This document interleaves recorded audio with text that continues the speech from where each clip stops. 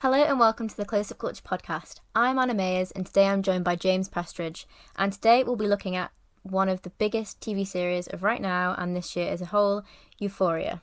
An American adaptation of the Israeli show of the same name, Euphoria follows troubled life of 17-year-old Rue, a drug addict fresh from rehab with no plans to stay clean.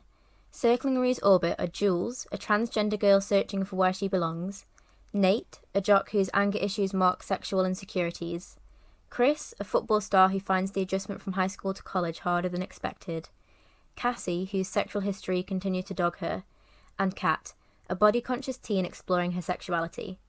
As the classmates struggle to make sense of their futures, the series tackles teenage landscape of substance-enhanced parties and anxiety-ridden day-to-day life with empathy and candour.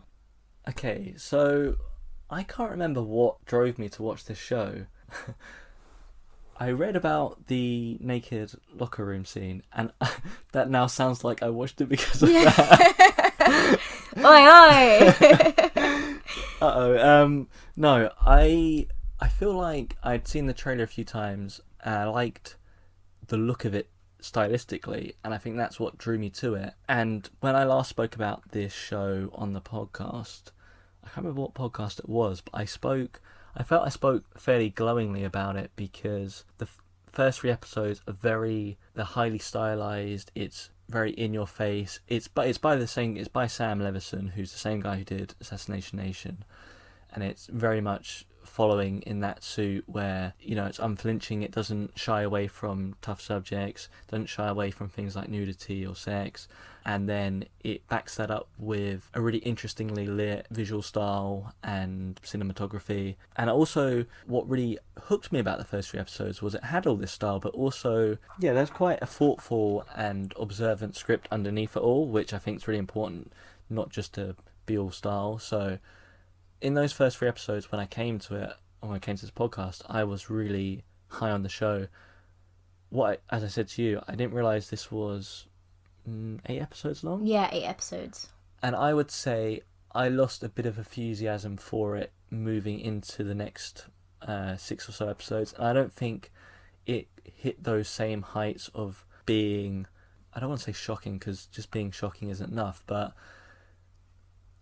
doing things that I haven't seen on screen. It ran out of steam a little bit for me, and a lot of I'm sure we'll go into it, but a lot of the stories didn't go anywhere as really, okay, maybe we can talk about this when we talk about the characters, but it didn't win me back again until the final scenes of the final episode, but we'll get to that. What were your thoughts about Just before I get to my thoughts, I just want to say that I completely kind of get that if we're always kind of on this high of shock factor, that it kind of becomes not shocking anymore. Yeah, I get what you're saying. No, overall, I thought that it was such an incredible show, and it really made me think of Assassination Nation and the style of that.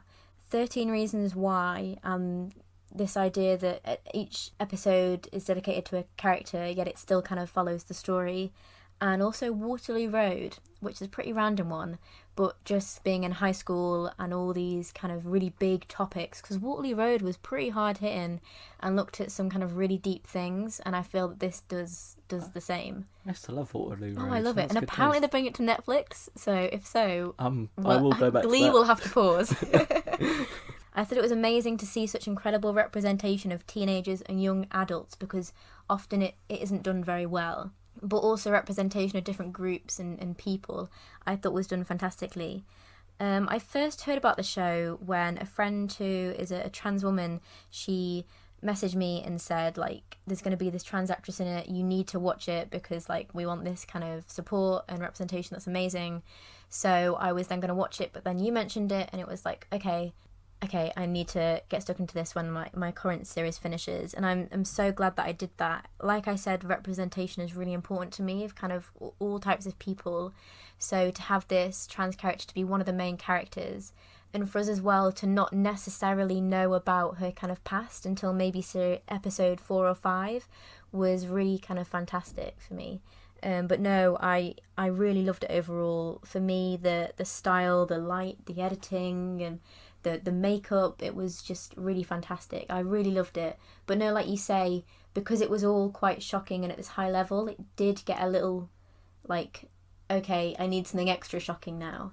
I wasn't yeah. sure whether that was because I watched the first 3 episodes and I was really high on it, and then I binged the rest of the episodes quite quickly, and they all kind of melded Merged, together, yeah. and